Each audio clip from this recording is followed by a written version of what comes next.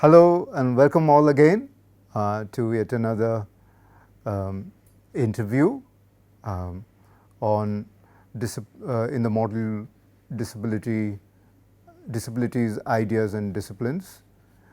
This time the topic is transnationalism. Well, I got introduced to the idea through the book written by introductory volume actually by Stephen Wojtowek, Wrtovec. He says there are at least 5 or 6 kinds of transnationalisms. One is social morphology. See, there could be a change of social structure because increasing globalization, people can think differently, they can migrate classes and so on. And he also says it's a type of consciousness. Well, the millennials know it too well. It's a different kind of thinking about oneself. It could be a mode of cultural reproduction. Films produced in Hollywood can influence films produced in Chennai, and vice versa may not happen, but the other way is certainly true. It's an avenue of capital, he says. Yes, certainly.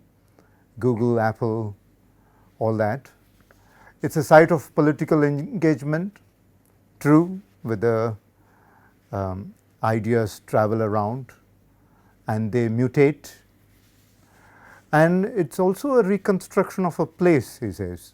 For example, places may not be merely geographical domain. It could be an idea, an ethnographic idea, and so on.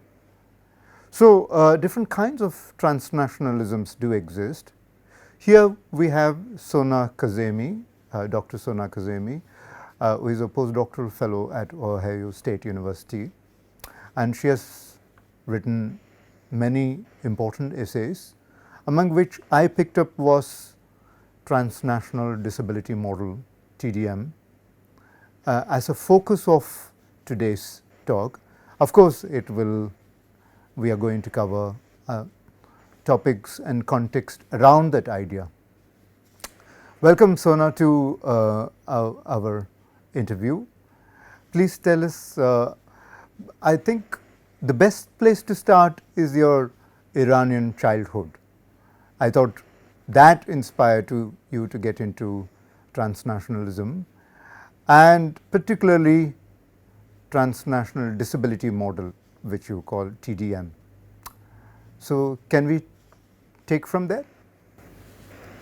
Yes, thank you so much for having me, Haim. Yes, my childhood in Iran has been really influential in so many different ways. And of course, it has also influenced the way I think about disability. I started thinking about disability when I was very, very young. And I think the reason was because I lived in a post-war society. In fact, I was born in the middle of the Iran-Iraq War, which produced 1,007,000 disabled Iranian people, including women and children, because a lot of civilians were killed under chemical attacks as well. Wow. Chemical and also non-chemical, yes. This is actually first time in history that civilians are killed by chemical weapons. Before, chemical weapons had been used in World War I, but on soldiers, not on civilians. Yes, so I lived in this society, and when you live in a post-war society, what you see is disabled and injured bodies everywhere. That is, in fact, one big difference between post-war societies and other societies, because usually in other societies, you see disability as a congenital disability or a disability caused by accidents. Or even old age. exactly, or Yeah, old age, like something, or maybe you can call natural course of life. that's right. Right? Well, that also could be questioned because we have now environmental destruction and we have the things that people do to the planet that causes a lot of chemical sensitivities in people and all sorts of allergies. So that is also man-made in so many ways. But yeah, I mean, being very deliberate. I mean, in post-war society, you see injured bodies. And also mental disability everywhere because of what they used to call shell shocks, which is, we know now, it's a reason. It is something caused by shrapnel shells, concussions, all sorts of brain injuries that cause mental disability in people. And then, of course, there's post-traumatic stress, which is something that everyone knows, a textbook case of post-war societies. Anyways, yeah, I think that really influenced the way I think because I saw disabled people all over the place all the time. Now, now that you are in US, how do you connect to your memories of Iranian childhood? Because I'm asking this because uh, you do a specific kind of archaeology of a complex memory, your memory and the memory of the larger political system out there. And that Yes. kind of archaeology can be very fractured and defragmented. And that's my understanding, at least. What do you think, Sona? Actually, that's a very important question. In fact, um, according to another amazing Indian scholar like yourself, Himani Banerjee, that is Bannerji,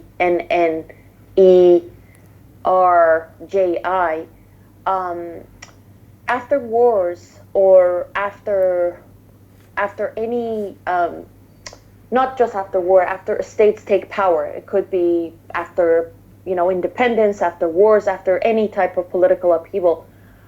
States are left with telling a story. And that story is really, really important for the survival of that state. Iran is not an exception. After the war, Iranian state was left with a memory of the war, this political project of memorializing the war and commemorating the war. These are two, or even I can add remembering the war, because these are very different projects, but also extremely connected projects. So the memory of the war that the Iranian state has, as you mentioned, is a very ideological one. And what I mean by ideology, I'm just going to define it because of my commitment to access. I think it's better to define it. So what I mean by ideology is a system of beliefs that conceal the reality. And that system of beliefs are used by a group of people. It could be the upper middle class people, the ruling class in a country, in a system, political system, to make the public believe something that's not true. But then that belief or that ideology is key for the survival of that group of people or for sustaining their power. The same thing happened in Iran. So the state told us a story about the war. For example, the state called the war 8 years of sacred defense. The state never calls Iran-Iraq war a war. Can you explain that a little more, Sona? Because, Yes, of course. see, here sitting in India, we hear the versions produced by the BBC and other Western channels and Indian channels resonating mostly with them, So I would like to hear more, from.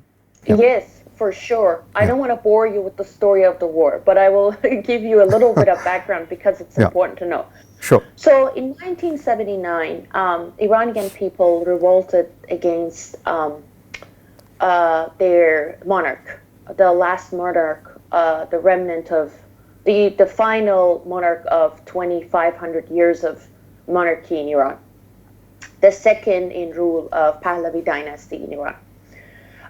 He was also called a Western puppet, but at the same time, he was not really a Western puppet. He was. There are so many stories, I don't want to get into that, but in so many ways, he was considered a dictator, but at the same time, a key person, the leader of OPEC, which is organization for exporting oil to the world, and Middle East is Iran and Iraq are third and fourth. Actually second and third exporter of oil to the world. So it's really key to understand the natural resources that are in the region. And, it's really important that when there's a war between these two countries and you sell weapons to them, which Western nations did, so the actual winners of the war were nations who sold weapons to these two countries. But that's besides the fact. But what I'm going to explain here is Iraq was the aggressor. Iraq attacked Iran right after the revolution and thought that because the country is really fragile, there's a new state, then Iraq can just take over Iran and just extend itself, and it would be an easy task for them. Actually, Saddam underestimated the revolutionary spirit of the people at the time because people thought they were going to jihad, quote unquote jihad against Muslims, which is strange, but that's what happened. And the state used that opportunity to establish itself as a power in the region and show to other regions that it's not that easy to take over Iraq. So the war went on for 8 years. For 3 years, Iraq was attacking, but then after that, Iran was the offensive, was attacking. And the war went on for 8 years, and then in 1988, there was a ceasefire and the war ended. And the reason it's ended is because that's another very complicated story, because Iran was attacking oil carriers on the Persian Gulf, and of course the flow of capital is the most important thing for the world, so that's when they actually intervened and ended the war. So that's how the war happened. I don't know how adequate that was. Oh, that was very good. I mean, a quick picture, as it were. Okay. Yes. Yeah. Okay, that's good. So when I started school, I remember something very different from the war, of course, because as you mentioned, you said Indian people there are fed the BBC news and other Western channels. What we were fed at the time was very local channels produced by the local state, the Iranian state, and we had to also only know that. That was the only source of news for us. So I see very similar manufacturing of news going on. Exactly, manufacturing of news going on for imperialist reasons and for nationalist reasons. And by nationalist, I don't mean like patriotic way of, I mean it as an ideological weapon by running theocratic nationalism as an ideology to reign and to rule over the country, not loving the country and people, but loving the ruling of the country. That's what I mean. So when I started graduate school in Canada, I started my master's program in critical disability studies at York University. And what was really striking to me was, as I was going through the literature, through texts, through everything, course material available to me, I was seeing something very different from what I saw in a post-war society. This program was about disability, but not about the disabilities that I had seen. It was merely about accidental disabilities or congenital disabilities, like I mentioned. Yes. And was very, very limited to borders. Borders meaning US, UK, Australia, and Canada. Okay. As if there is no other place in the world and as if there's no other disability in the world. So that was really striking to me. Yes. When I think about your work, I think about someone like Nirmala Irwell's, and Yes. she pleads for or argues for materialist disability studies. How is your work different from her, Sona? Or In follow up from fact, that? Yeah. in fact, I had the honor of having Nirmala Irabellas as the external examiner of my dissertation. Wonderful. And I am, yes, and I'm very much influenced by her thinking. She's also a very good friend and mentor. My work is very foundationally borrows from Irabellas and also contributes original thoughts to the field in a sense that my thinking is very much influenced by living in a post-war society, like I said. And as a Middle Eastern woman, my consciousness has a new contribution to offer to the field coming from a region that is usually burning in wars or burning in threats of wars. And my thinking is also based on Marxist feminist contributions to the field, which is, again, materialist, of course, similar to Nirmala's contribution. But also, Nirmala's thinking is very much influenced by Mohanty, another Yes. amazing Indian scholar. And her thinking is also very much aligned with the way Mohanty thinks about third world women and their consciousness. My thinking is argues for a non-ideological knowledge production that is possible by listening to the stories of disabled war survivors.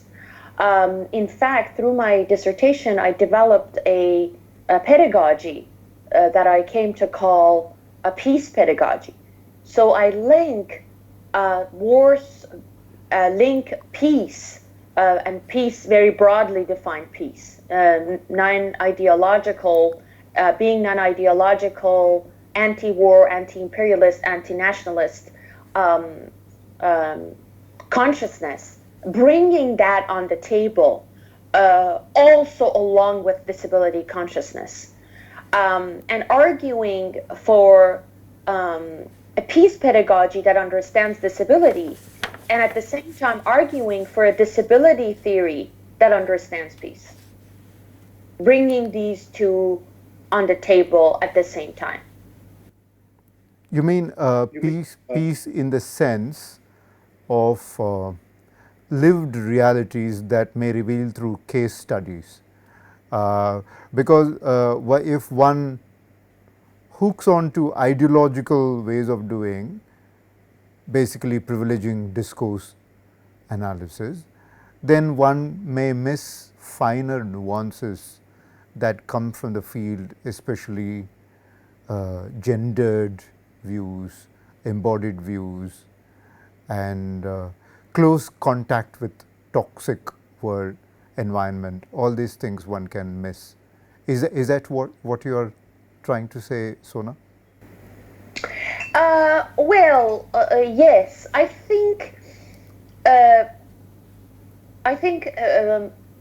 Well, I don't know if should I get into my model right now? Should I talk about my disability theory? Because through that, maybe I can answer this question better. Go ahead.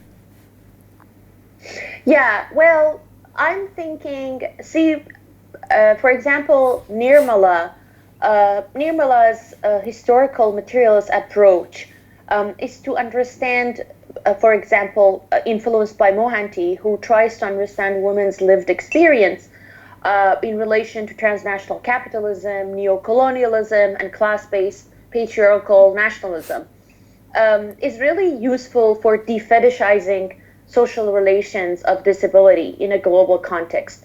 So I have tried to contribute to that defetishization process by taking up so many different projects that does that. For example, if you think about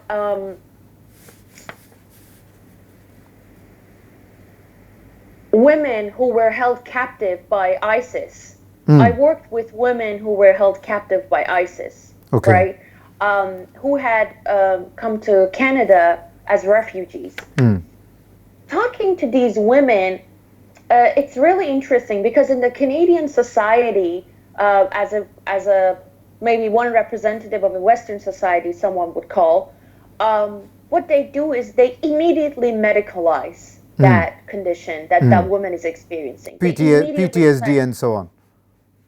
Pardon me? Post-traumatic stress and so on. Exactly. They medicalize, they psychiatrize, but they never try to conceptualize what's going on. So what I'm trying to do in my projects, I am trying to get to the social relations behind people's disability and understand and deconstruct those power relations deeper and deeper.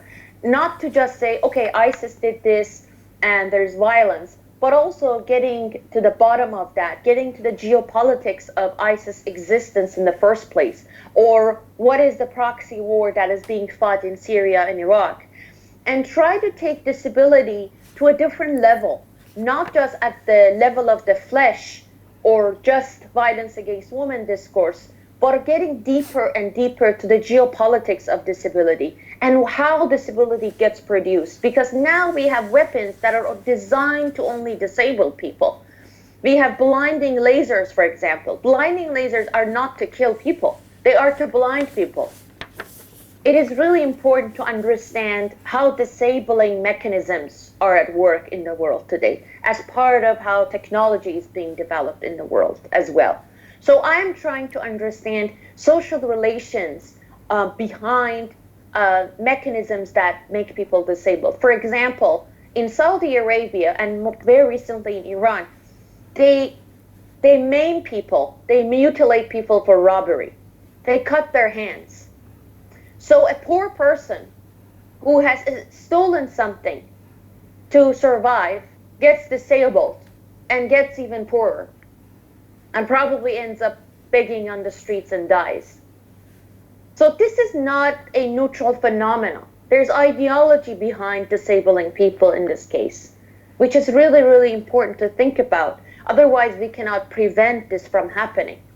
A lot of disability models think about explaining the situation or describing the situation, or maybe at best explaining it, but never preventing it from happening. Rarely, I would say, not never.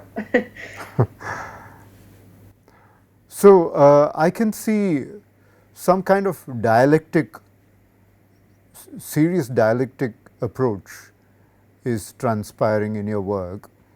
Basically, reading together theocratic violence, armed conflict, imperialism, circulation of patriarchy, all working together, and how they create new meanings and lived realities of disability. It seems that is what you are trying to understand. Is that right? Yes, that's a very good description of what I do.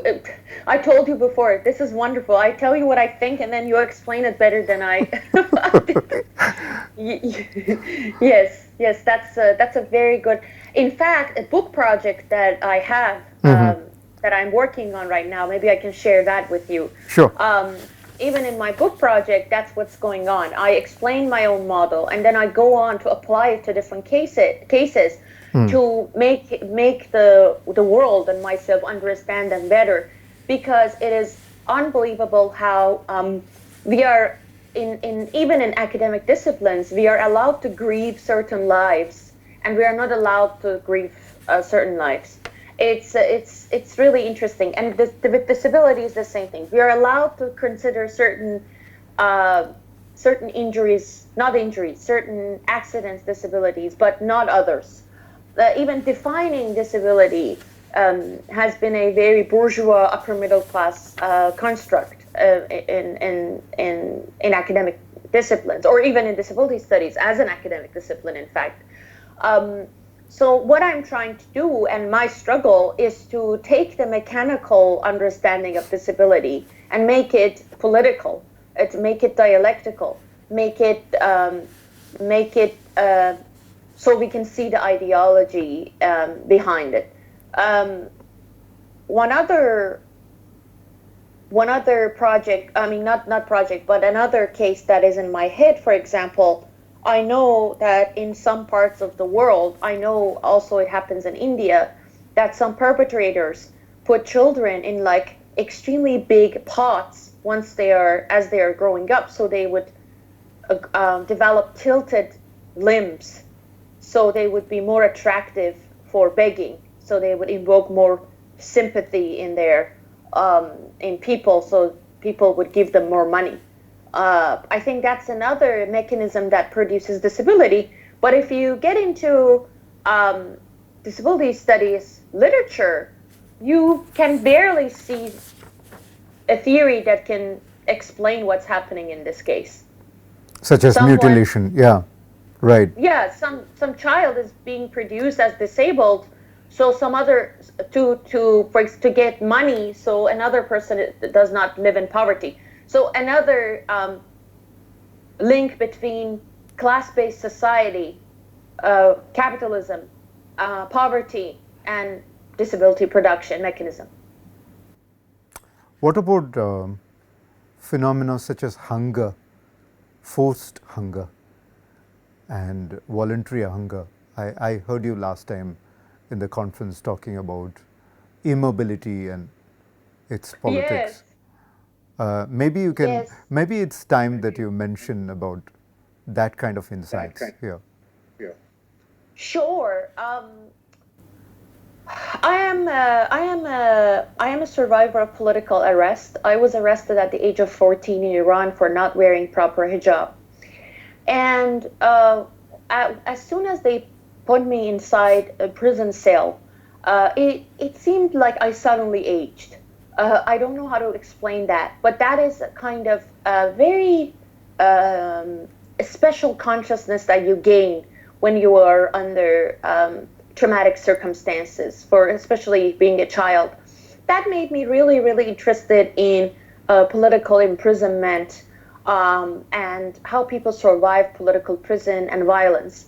And then I got close to and I started organizing with survivor of a political prison in the 80s in Iran. That also made me really interested in their movement, because they have a movement called Justice for Iran, or Justice 1988 Justice movement. There are several of them. They organize together. They have different names, but they want the same thing. Usually they are either family members of executed prisoners in the 80s in Iran who were just ideologically who were just dissident. They just disagreed with the regime. A lot of them just peacefully, not even like taking up arms or anything, just peacefully. They were executed.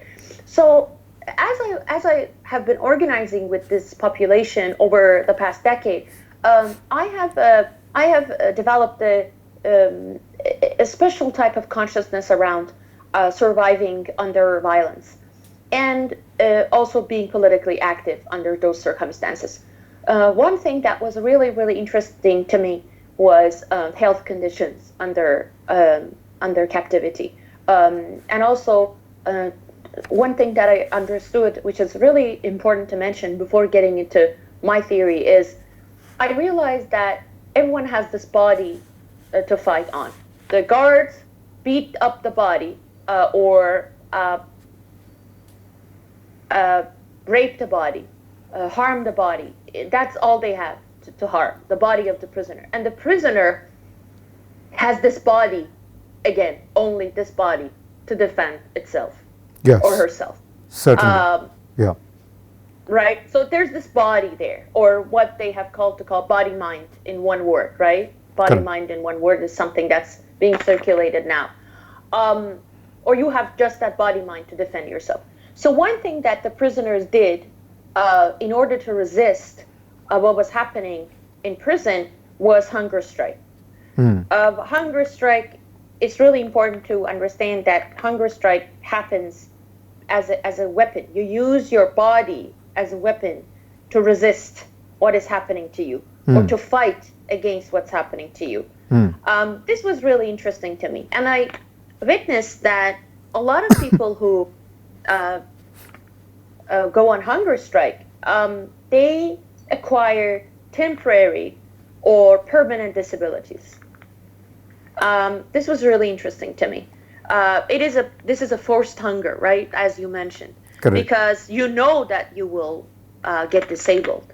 You know that you might die, and yet you decide to do this because this is your weapon to resist what is happening. So this becomes your ideological defense. Probably You are the fighting last of the yourself. battles that you can do. Exactly. The Yeah. last thing you have got. Yeah. And you tell a story. You tell a story doing that. And I interviewed people, one Kurdish prisoner I interviewed, and actually our paper is out, co-authored with a Kurdish comrade of mine. So this Kurdish person went on hunger strike and then death fast. So the key difference between them is the prisoner is ready to die. Usually in hunger strike, prisoners take milk or some sort of vitamins, not to go blind or not to lose their teeth. Some sort of salt. They have some salt because it's key. Otherwise, people die. But in death fast, you're just there to die. You're just ready to die. He had gone on death fast and he had lost his vision temporarily.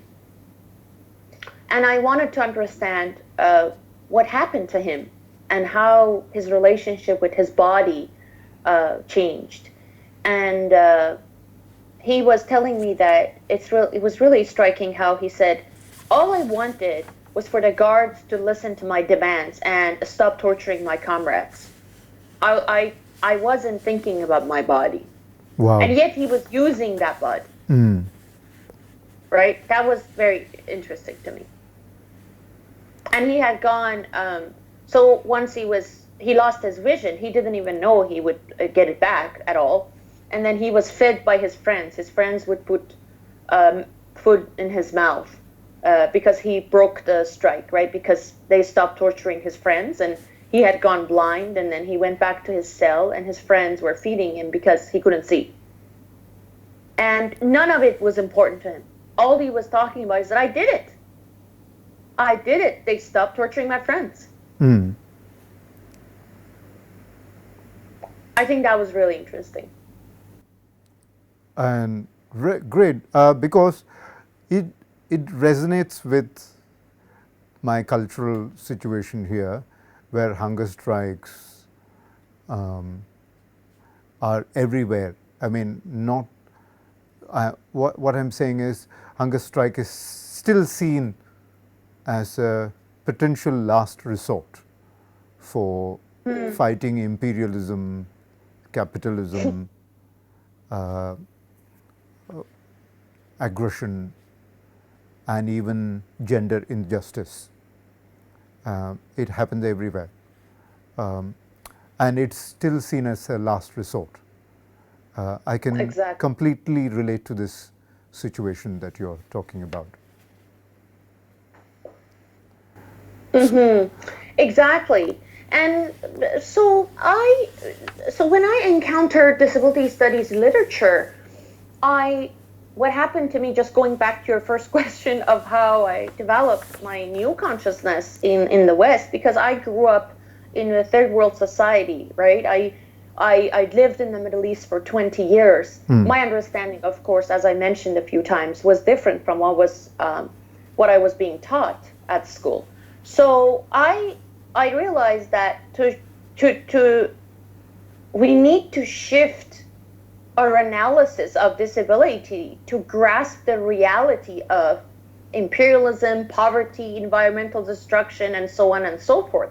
I realized that the disability theories that I was being taught were falling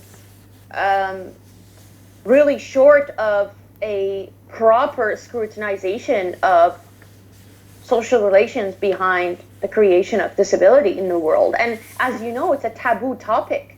You cannot easily talk about creation of disability in disability studies field, because then you are perceived as an ableist, quote unquote an ableist, because you are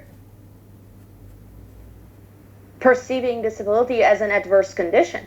You're saying disability is bad. And the moment you do that, then you are accused of questioning all the efforts that people have put to understand disability as something to desire, something to embrace, something to love. So it's a very politically challenging position to take. And that too, living in the first world, taking that position is even more challenging, I believe. Exactly. That's true. That is very, very true, and that's why even journals are not really interested in publishing, arguments that question their, the dominant discourse. However, there are people who are willing to go for non-ideological knowledge production. That's always the case. That's always the case, yes. Right? Yeah. Well, see, we hear this ableism and other concepts traveling from America, Britain to India, Sri Lanka, and so on, and Iran too. My understanding is in the Western societies, particularly the advanced, economically advanced ones, disability politics reflects the social political situation in that world, meaning there is no aggressive structural impingement. Nobody wakes up with the idea that, I may be potentially bombed, or nobody wakes up with the idea that hospitals dysfunction. So, given that situation, then it's a post-material talk that disability politics tend to create there.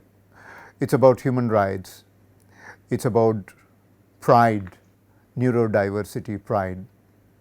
It's about pushing the borders of human to post-human. It's about the academic shifting of cerebral arguments between language and reality. So that's the kind of politics I see in the advanced world.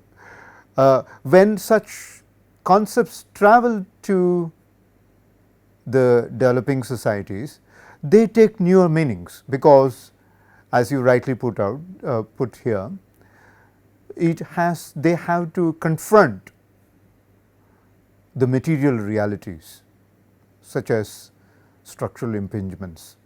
Then they take a different meaning.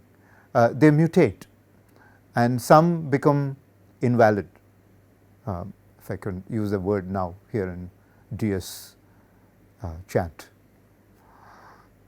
What do you think, Sona? That is a fantastic observation. Honestly, I am again in awe of how you describe things. Yes, that is very true. And one example that I can give is very similar to what you're talking about. Recently, I was asked to become an associate editor of Review of Disability Studies, an international journal based in Hawaii, and I am supposed to be the editor of their global section. So what that means is to encourage people from other parts of the world, other meaning the West versus rest, right? The rest of the world, to send their works, right? And I spoke with one of my co-associate editors, and I told them that I want to encourage people to send stuff in their own language, not English. And gosh, that's very radical. And my co-editor was like, "What?" I said, "Well, See, that's another imperial power of the English language. What if people don't know how to write in English? What if people don't know how to speak in English? I mean, it is difficult to explain these things in another language. You think everyone, like some activists somewhere in Iran, they might not know how to write an academic paper. And I told them that key thing to do here is not only encourage people to send their essays to be published, but also encourage them to send in their own language, and then find volunteers, well, because of lack of resources, of course, ask for free labor of other theorists to read through these and give feedback to the authors. And some of them, not even without any reviews, just publish them. Just let them speak. Going back to another amazing Indian scholar's work, Can the Subaltern Speak, that Spivak said, I always say, subaltern is already speaking, are you listening? Yes, are you listening? Yes. Yeah, I think that is the really key question to ask, and you're absolutely right. People, like, I try to explain what I learned to my grandfather, for example, who is a war veteran, and not war veteran. He actually, he's a veteran. He did not go to war because they didn't let him, because it was after the revolution.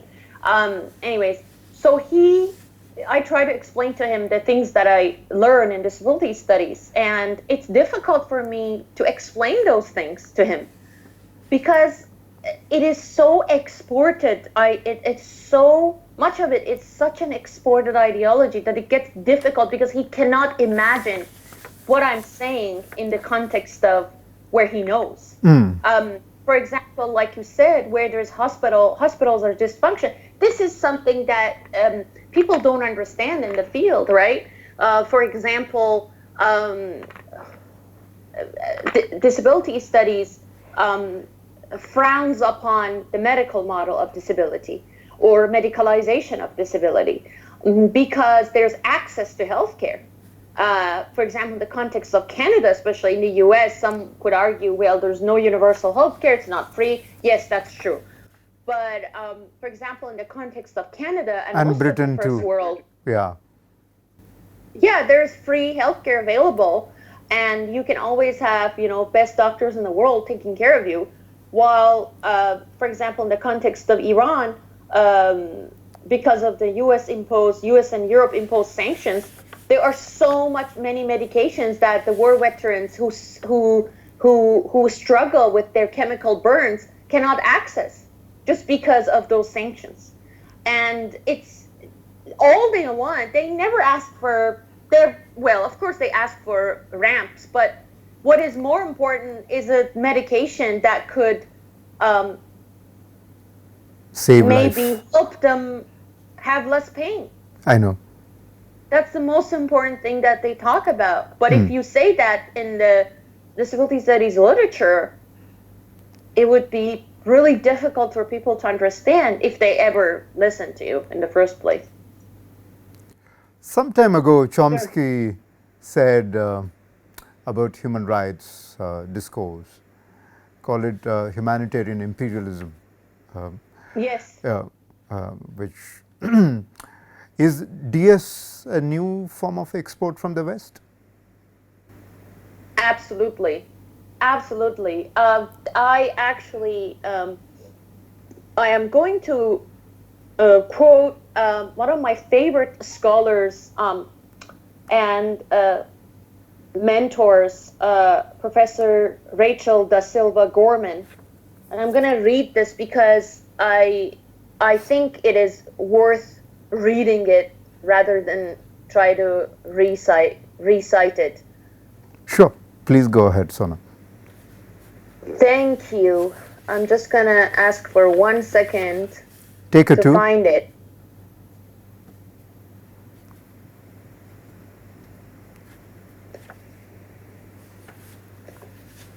So what Gorman basically says, I can't find it right now, but what Gorman says, I'm just going to say my own understanding, says that disability studies itself is a colonial tool. And if we cannot acknowledge that and shift our analysis because of that, then we are not being transformative. We are just being oppressive. Mm. And we are becoming, this is my words, in what I think screws and gears of the same system that reproduces patriarchy, reproduces nationalism and colonialism. So it is absolutely important to understand that how imperialist disability studies can be. And I have an example to give you. During the Society for Disability Studies conference, which you attended as well, we had organized a panel with 3 friends of mine who are doctoral students at the English department at Ohio State University. And one of them was working on Palestine. One of them was working on materiality of dystopia and futurity studies, which is really fashionable nowadays to study in disability studies. And the third one was working on Kashmir. And I was working, of course, I work on the Middle East. And only one person attended our panel, and that was my mom. Wow. Nobody attended our session.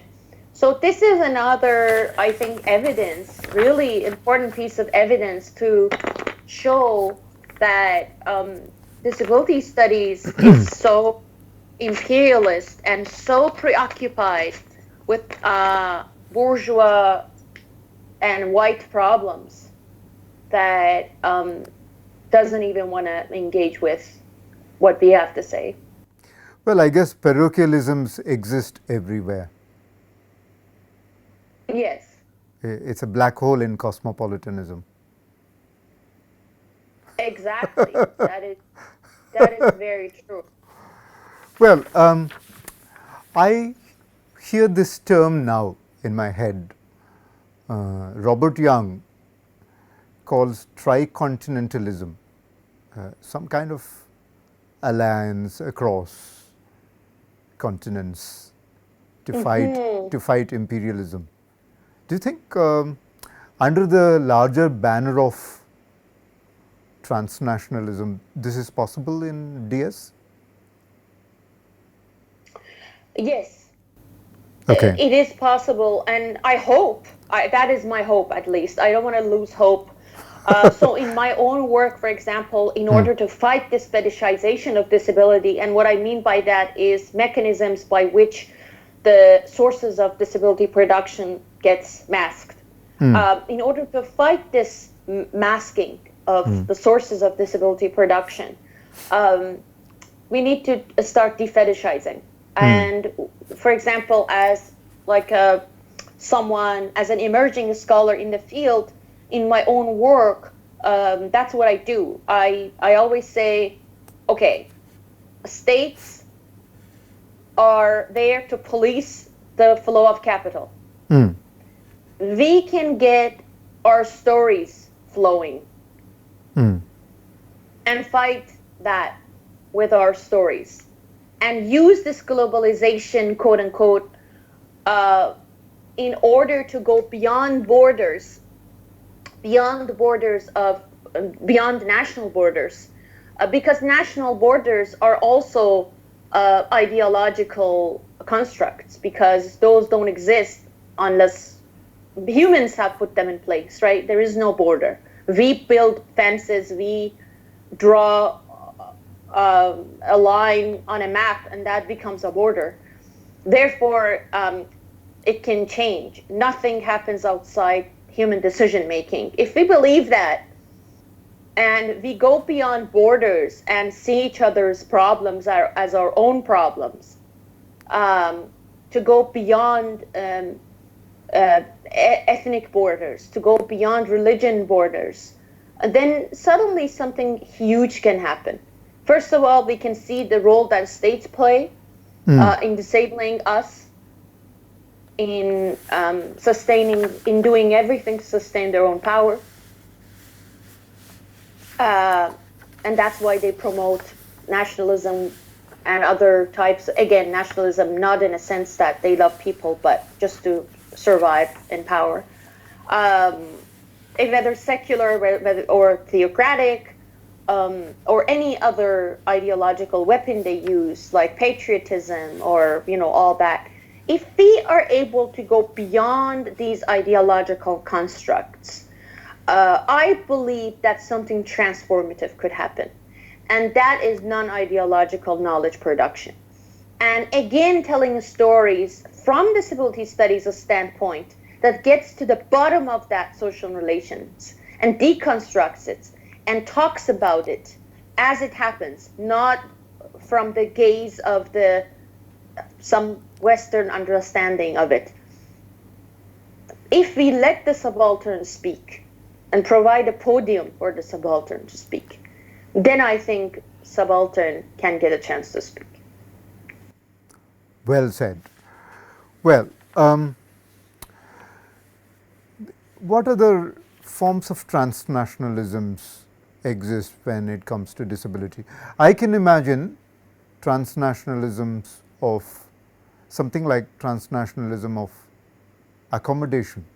For example, in the field of assistive technology, questions of access, accommodation, physical, emotional, cultural, technological, and even political. Ideas, technology, frameworks go around the globe, and sometimes from north to south.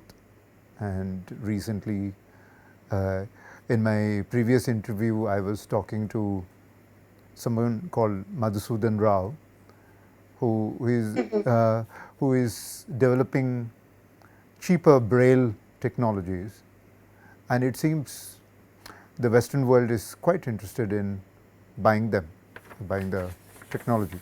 So it seems newer forms of this kind of seemingly benign, mostly benign forms of transnationalism also exist, apart from those that exude toxin, produce and reproduce disability. Yeah, I think that's a very good point. I think for technology, what is really important to consider, I think, is how technology, how people in the third world become disabled as they make those technologies that are used by disabled people in the first world. That's true. I think, again, those working conditions should be considered in our articulations of how we understand, providing access for another person while we disable the other. And we need to understand how this power relations exist between these two, and that person probably working in like a terrible factory somewhere in Bangladesh or in other places probably has no choice because they have to survive. And their disability rights or quote unquote human rights don't matter to anyone. So in our articulations, it's really important to, I think in my view, I think it's really important to think about the ways in which access is being negotiated, created, erased, and hindered. I completely agree with that. While being hopeful about what is called technology transfer or floating across social systems, we need to really be cautious about its invisible modalities of producing violence. So if we are cautious about that, then benign forms of transfer can happen. Exactly. This is again, what I'm going to go back to, this non-ideological knowledge production I keep saying. I'm going to go back to my own example about veterans in Iran. Well, for example, I told you that the state feeds people an official narrative of the war that is different from the narrative that the veterans have to say. Therefore, veterans are silenced. And why they are silenced is because the state is afraid of the transformative power of their stories. Because their stories are non-ideological. And what I mean by that is they don't erase the connection between material reality and the thought that is out there. In fact, material realities speak through them, you know?